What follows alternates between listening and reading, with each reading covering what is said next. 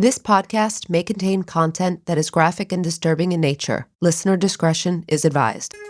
A failed career and a spouse's jealousy leads to a tragic event that would leave many wondering whether danger signs were ignored. This is the Brynn Hartman story.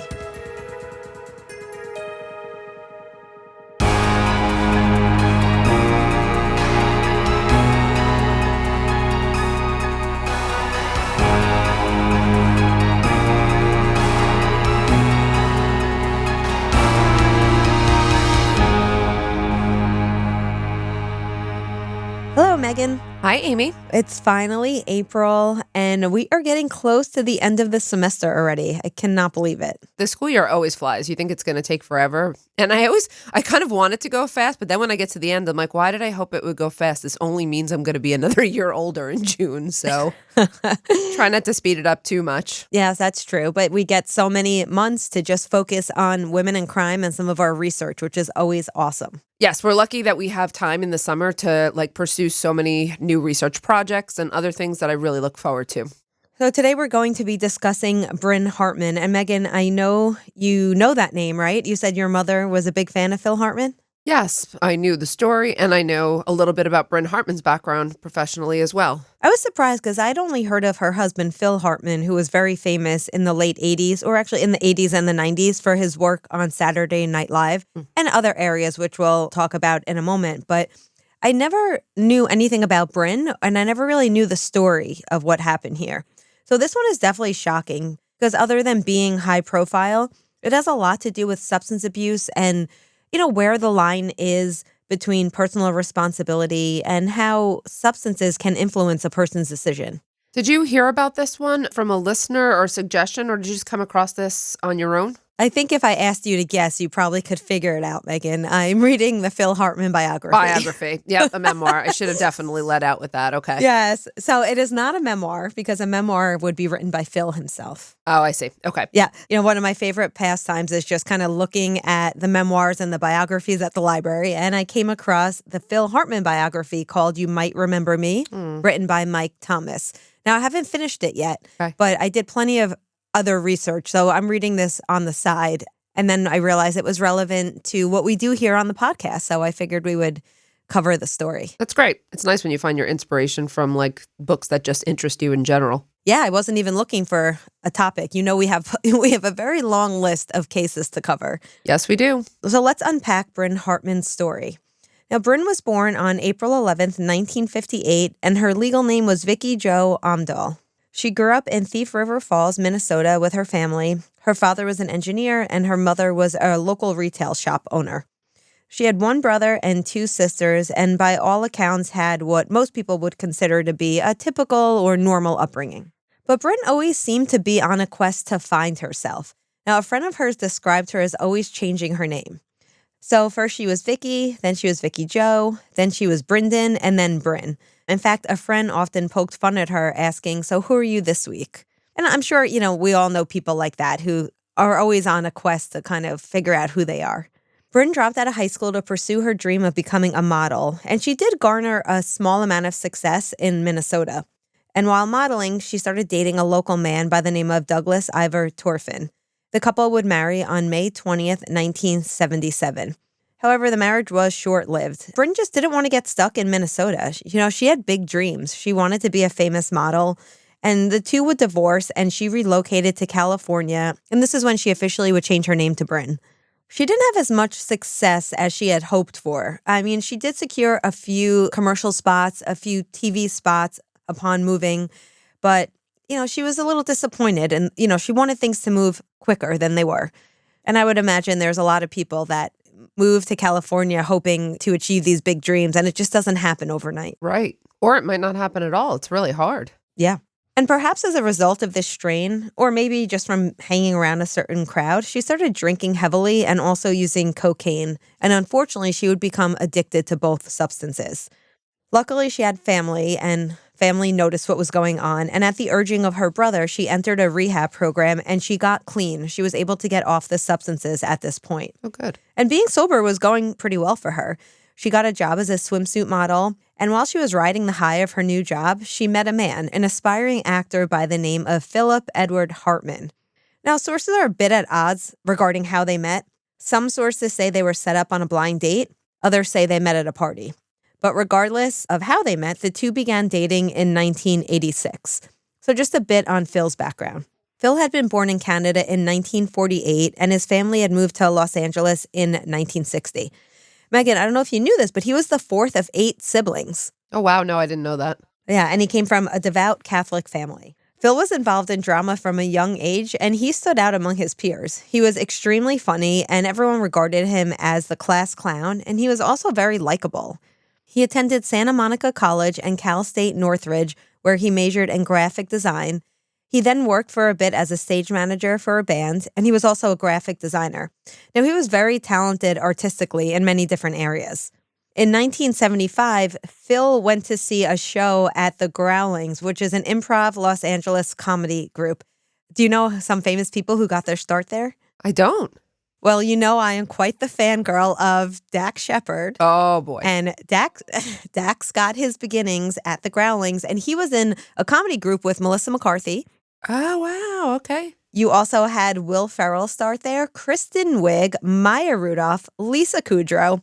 I'm not done, Meghan. John Lovitz, Conan O'Brien, Paul Rubens, Jennifer Coolidge, Chris Kattan, Jimmy Fallon, Will Forte. The list goes on, Meghan. Wow, that's a list. Right? Yes. So I digress a little bit. But basically what happened is Phil was at a friend's party, and they were at this comedy club. And they were waiting for, the act to go on. And Phil was very good at impressions. And he kind of jumped on stage and just started having fun at the mic. And people thought he was absolutely hilarious. And it was after that, I guess you could say, performance that he was approached and asked to join the group. Wow, that's like improv. Yeah, so he joined the cast. And that would be the beginning of a very successful career for him. Mm-hmm. He met a few good friends there, including John Lovitz and Paul Rubens, who would go on to become Pee Wee Herman. In fact, Phil Hartman helped create the Pee Wee Herman character with Paul, and he also co-wrote the screenplay to the first movie, Pee Wee's Big Adventure. Oh, wow. Sorry, Meghan, while we're at fun facts, can I just say one more?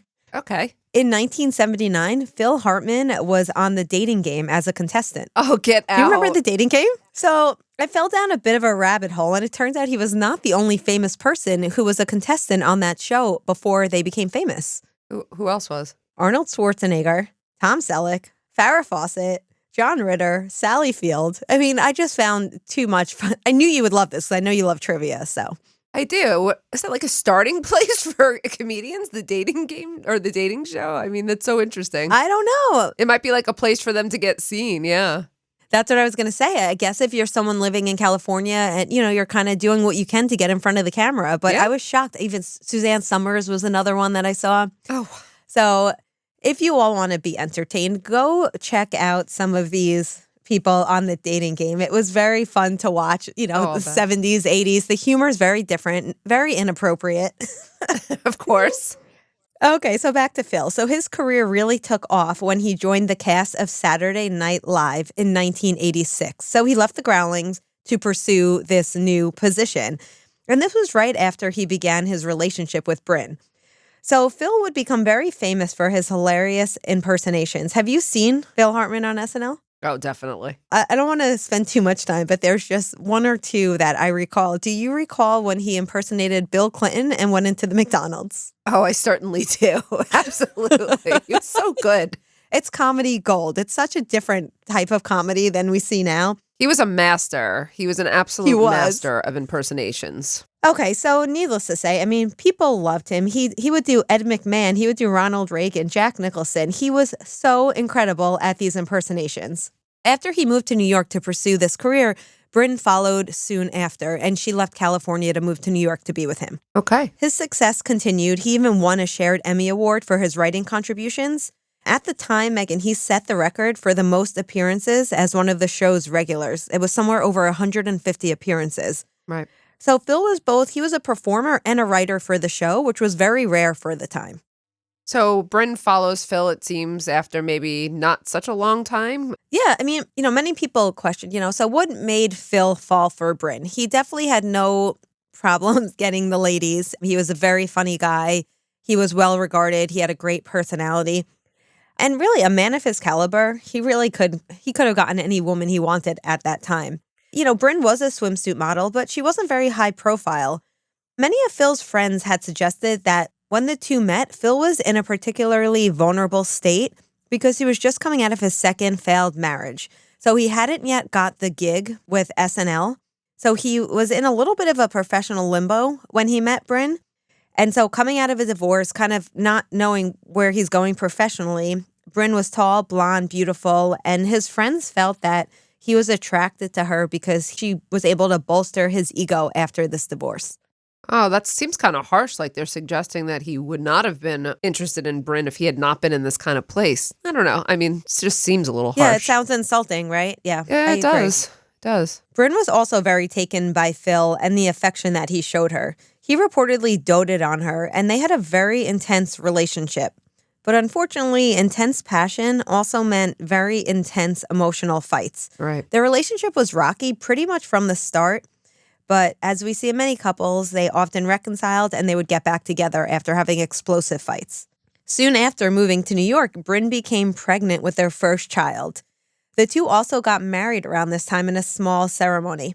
Now, some say that the couple probably would not have gotten married so soon, maybe not at all, if not for the pregnancy. But, Phil was a little reluctant to get married because he had the two failed marriages. I mentioned the one he was just coming out of. He had been married from 1982 to 1985. And prior to that, he was also married from 1970 to 1972. Okay. So I would imagine that he maybe wanted to take things a little slower, considering that maybe he felt he jumped into the other relationships too fast. Sorry, I don't know this either. Or did you say this? Is there an age gap between them? Phil is about 9 years older than Brynn. That's what I thought. Okay. Now, many of Phil's friends would say that they advised him against marrying Brynn because the relationship was so volatile. Of course, he did not listen. As I said, the two got married. This was in 1987. And now, after this, Phil's career really took off. He was not only a regular on SNL. Do you know where he did voice work? No. I didn't know this either, but Phil Hartman did regular voice work on The Simpsons from 1990 to 1994. Were you a Simpsons watcher? Absolutely not. I don't like those kinds of cartoons. Oh, okay. I'm not a fan of them, so. Those of you who are a fan of the show probably know that he did play a few various characters over the years. Phil was also a frequent guest on The Tonight Show with Jay Leno and many other late-night shows. Right. Okay, so what about Brynn? Now, Brynn had moved to California to become a famous model, right? She found a little bit of success in California, but she left her modeling job to follow Phil to New York City. And then she ended up being a homemaker after their son was born. So as a result, likely of what was happening in her own career, she began resenting Phil's enormous success. She was also upset that he was spending so much time at work and leaving her alone in an apartment to take care of their child by herself. Regardless of some of these issues, the couple had a second child and welcomed a baby girl a short time later. And despite the tumultuous nature of their relationship, they both loved their children and loved being parents, and they were described as very loving parents to their two children. However, the family dynamic destabilized as Brynn's jealousy increased with Phil's flourishing career. She just despised that he'd become famous and she had not. She was consistently angry at Phil for not spending more time with her and the kids. And this got to the point where some sources say that she got verbally and physically abusive with Phil. But this is not entirely substantiated as far as, the physical nature of their relationship. But many people that worked at SNL did vouch for the fact that she would often have, explosive fights with him. Right. She would constantly start arguments, a lot of times right before he would go on, almost like purposely trying to derail him. And as many would do, Phil began to retreat. And in general, Phil was described as someone who hated conflict. So he'd often disengage, which likely made Brynn more angry. Right. So we have this tumultuous home life. We have Brynn's jealousy, but Phil's career, it was going steadily upward. In 1994, after 8 seasons of SNL, Phil left the show to sign on to an NBC sitcom called News Radio. Did you ever watch that? It sounds so familiar. It really does. I'm sure I did, and I just can't recall. Yeah, Meghan, I never watched News Radio, but it had quite the all-star cast. I even heard that, another fun fact for you, Meghan, Joe Rogan was on that show. I do remember it, and I remember Andy Dick was on the show, too. Yep, exactly. Now, the show was very successful, and it also meant that the family could relocate back to California because that's where the show was shot. So Phil and Brynn both were excited about this move because they felt that California was more home to them than New York City was. Now, with this continued success, Phil bought cars and boats and airplanes, not big airplanes, small, private airplanes. He spent a lot of time away from his family in Catalina Island. And again, Brynn was very upset by this, and she wanted Phil to spend more time with the family. Was Brynn working on her own career again at that time? Yeah, actually, she was trying, and Phil did try to use his influence to help Brynn get her career off the ground. Okay. She had a few small parts. Did you ever hear of the movie North? It came out in 1994. No. She had a small part in that movie, and she was also in a few episodes of Third Rock from the Sun around 1996. Oh, yeah, okay. Unfortunately, these were short-lived, and Brynn had difficulty getting new gigs. Mm-hmm. Brynn was reportedly suffering from low self-esteem. Now, she was about to turn 40 and was struggling with the fact that she was aging, and she was very conscious of the way that she looked. You and I are northward of 40, and we understand that struggle, right?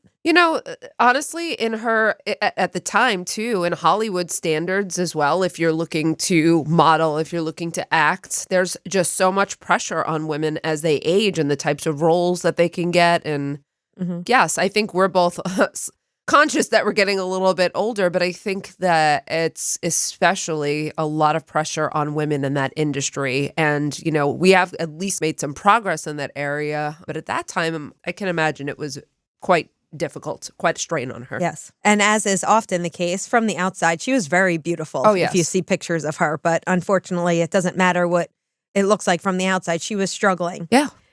She would get a little bit of work done. And, Phil was supportive, although he definitely did not pressure her to get any of the work done. She definitely felt it for herself. Yeah. It was around this time that Brynn started using cocaine and drinking heavily again. And this probably did not help her quest to get more acting work. And probably not to, get her family back on track either. The marriage grew more contentious, and there were threats of divorce. And we're talking about threats from both sides. Mm-hmm. Reportedly, Phil would threaten to leave her if she didn't get clean.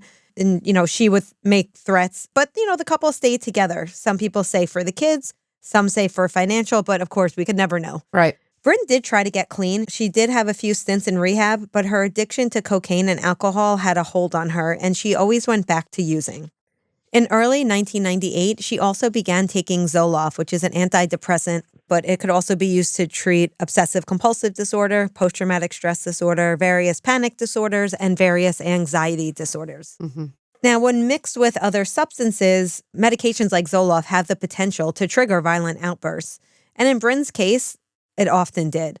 And while she's always been prone to this kind of angry behavior, things seemed to get worse after she started taking the Zoloft. Many would say Brynn was out of control, and Phil's disengagement no longer seemed to be working. Her violent episodes were often aimed at Phil, but nobody ever thought that Brynn would reach a breaking point. The exact details of what happened the night of May 27th, 1998, and into the early morning hours of May 28th, 1998, it's still a mystery 25 years later, but I'm going to report on what is known, and I'll let you know where there's some uncertainties. On May 27th, 1998, Brynn went out with a friend. And this was normal for her. She'd go out with a friend. They have a nanny that would watch the children, and then Phil would be coming home from work to relieve the nanny. While out, she had several drinks, and she was reportedly in a happy, normal state. And although some reports say that she spent the evening complaining about her marriage, it wasn't necessarily out of the norm for her. After having drinks with her friend, she went to another friend's home, a man by the name of Ron Douglas. The two had a prior relationship, but they were platonic friends at this point. She drank a few beers with Ron and then complained about her marriage before heading home around 12:45 a.m. We don't know exactly what happened upon her arrival home, but some sources say that it is likely that Phil and Brynn got into an argument, likely about her use of alcohol and cocaine. Recall, the two had fought constantly about her needing to get clean and to stop drinking and using cocaine, and Phil had simply had it with her substance use. Some sources say he likely threatened divorce on this night, that if she didn't get clean, he was going to end things. And then Phil went to bed. We were not there. We can't ever know what exactly happened, but this is what is speculated. Oh, okay. So while we don't know exactly what happened between the argument and around 1 a.m., and really what happens after that, we do know that Brynn was alone for an hour or two before she did the unthinkable. Sometime between 2 a.m. and 3 a.m. on May 28th, Brynn removed a .38 Smith & Wesson from the metal lockbox in the closet. Both Brynn and Phil had a small gun collection that began when they had moved back to LA from New York City. So taking this gun, she stood over their bed and shot Phil between the eyes, in the throat, and in the chest, and he would die instantly.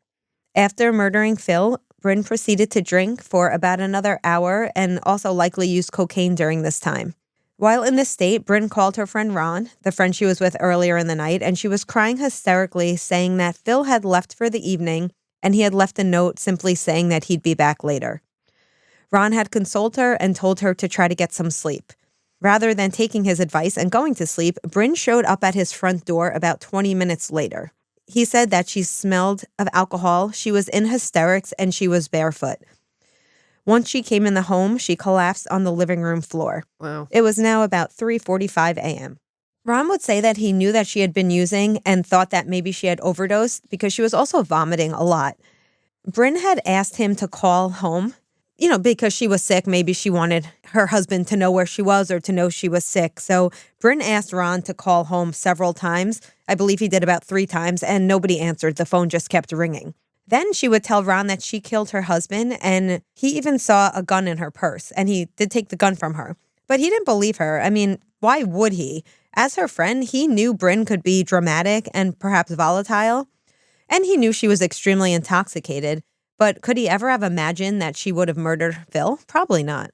And their children were in the home at the time, correct? Brynn's children, 6 and 9 at this time, were at home sleeping. Eventually, she sobered up enough to drive home, but insisted she'd only go if Ron followed her. So on the ride home, she spoke to another friend named Judy, and she confessed to Phil's murder to this friend as well. But unlike Ron, this friend took it seriously and quickly drove over to the Hartman house. Meanwhile, upon entering the home, Ron saw the grisly scene and called 911. So when Judy arrived, she and Ron and the police soon after, they focused on removing the children who, again, were sleeping at the time. And luckily, the children had slept through the horror, although the older boy would later say that he heard what sounded like a door being slammed over and over again. Other than that, the children did not, as far as I know, there's no other report about what the children heard or saw. Right. Meanwhile, as the police were at the home, Brynn locked herself in the bedroom and sat next to Phil's body. Around 6:30 a.m., she called her sister. I'm not sure exactly what this conversation entailed, but she did tell her sister, "Please make sure you tell my children I love them." As the cops began banging on the door, she hung up on her sister. She then laid next to Phil on the bed and shot herself in the head, dying immediately. Luckily, the children were out of the house by this time. They were taken into police custody and then later put in the care of family members. Brynn's autopsy and toxicology tests revealed that she had an alcohol level of 0.12%, along with traces of cocaine that had likely been ingested about 5 hours prior to her death. In her system was also the prescription drug Zoloft. It's unclear how much Zoloft was in her system. Remember, she was prescribed the drug, so I'm not sure if it was the prescribed amount or more, but that is what was found in her system. Okay. Now, of course, there's no trial in a case like this, which we would classify as a murder-suicide. So Brynn and Phil's families were left reeling. How did this happen? And could anyone have stopped this from happening? Right. I mean, while no one could ever know for sure whether somebody is homicidal, there were several red flags to Brynn's behavior that began long before May of 1998. For example, after their daughter was born, Phil had called his ex-wife to tell her the happy news. The two had remained very close friends. Okay. After hearing the news, Lisa, who's the ex-wife, she sent the family a congratulations card on their child's birth. This made Brynn very angry and jealous, and she wrote a letter back to Lisa.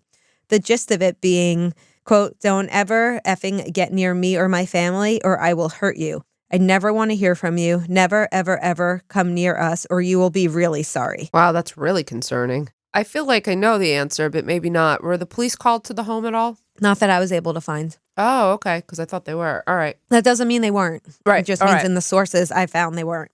Okay.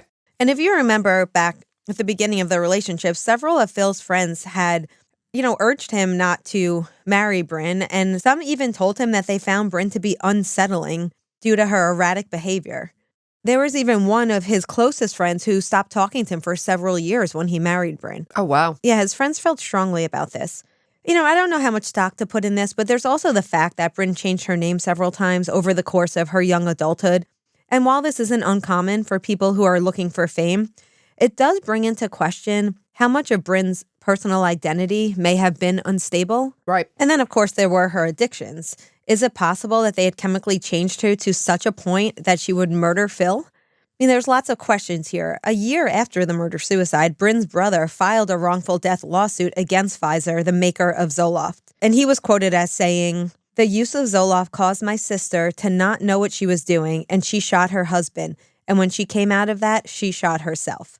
Now, when the lawsuit was filed in 1999, Pfizer gave a statement, quote, "There's no scientific or medical evidence that Zoloft causes violent or suicidal behavior."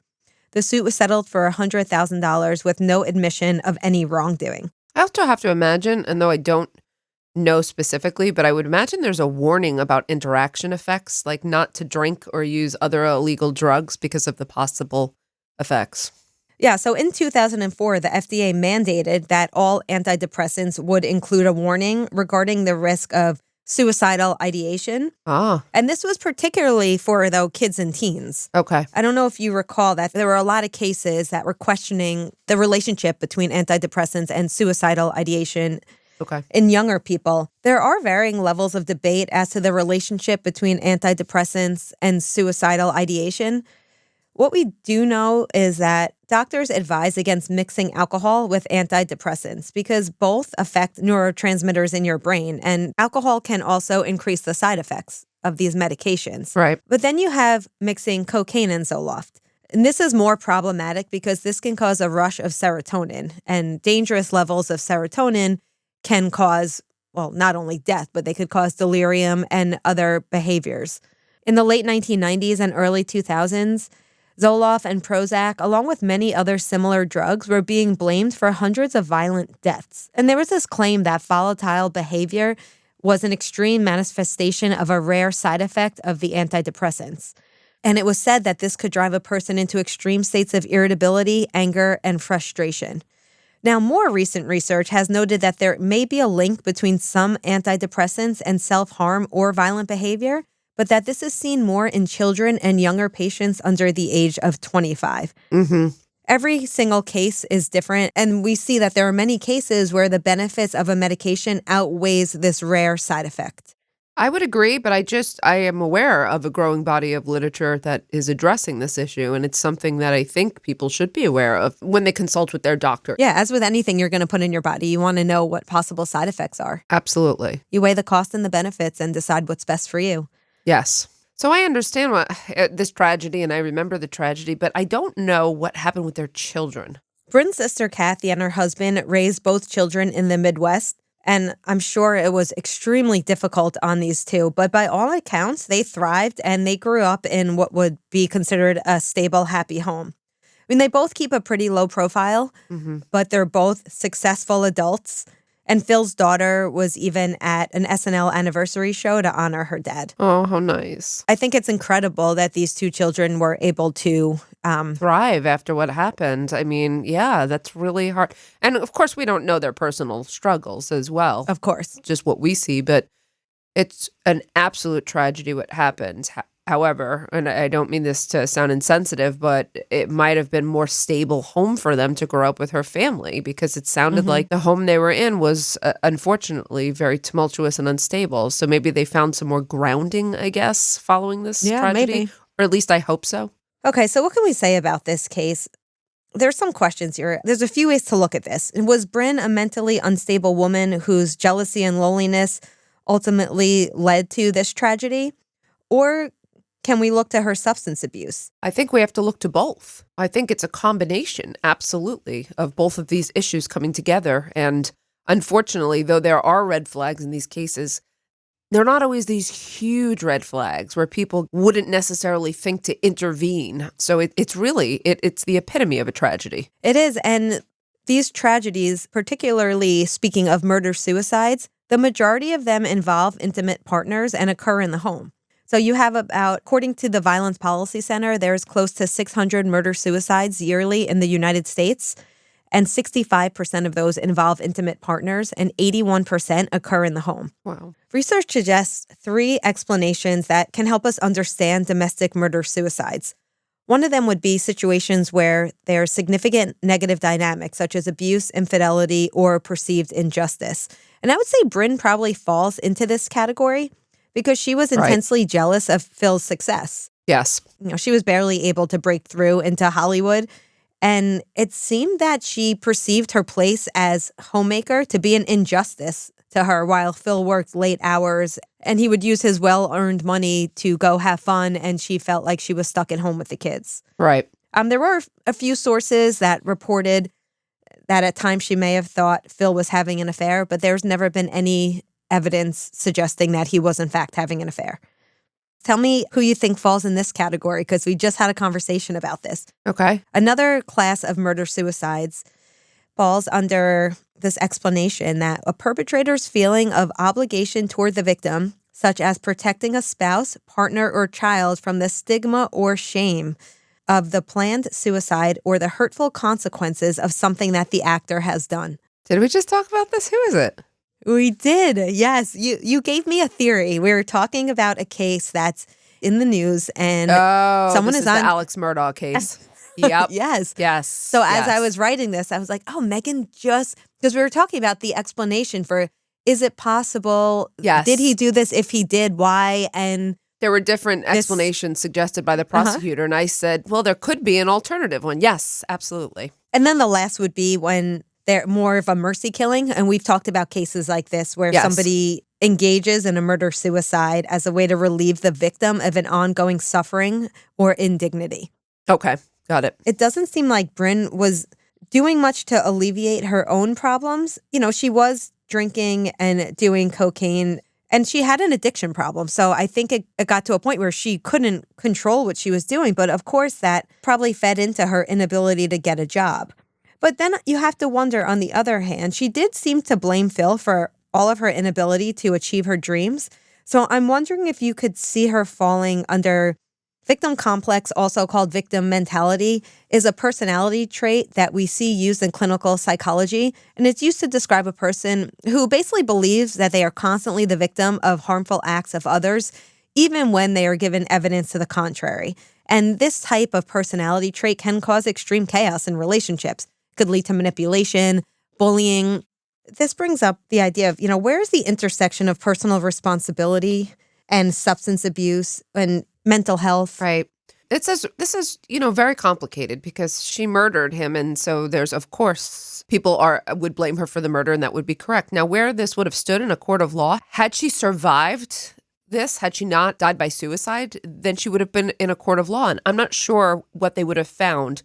Would they have found that she met maybe a standard of legal insanity? I'm not really sure. I know they don't recognize addiction so much in the courts in terms of insanity pleas. However, it sounds like she had, mental health issues combined with addiction. I know plenty of people who are addicts recovering sober. And, many of them have told me that there's a level of responsibility one accepts when you pick up a drug or a drink again. But once you do, you can't stop. And that's part of the disease. So we have to recognize as well that she was a sick woman in ways. So I don't think it would be for me to judge. I think a court of law would have been different than maybe the court of public opinion. I agree. Regardless of whether or not this could have prevented, did people miss any signs? I mean, this is a tragedy all around. Right. I think this case highlights the importance of being aware of these issues and bringing awareness to domestic violence, addiction, mental health issues. I absolutely agree. The more we know about these areas, the more we can help people and prevent situations like this from occurring. And as always, if you're looking for any resources, you can check out the show notes and our website. Thank you all so much for listening today, and we will catch you next time on Women in Crime. Women in Crime is hosted by Megan Sachs and Amy Schlossberg. Our producer and editor is James Varga. Music composition is by Desert Media. If you enjoy the show, please remember to subscribe and leave a review. You can also support the show through Patreon, where you can get access to additional ad-free content such as virtual happy hours and an extra full-length episode each month. For more information, visit patreon.com/womenincrime.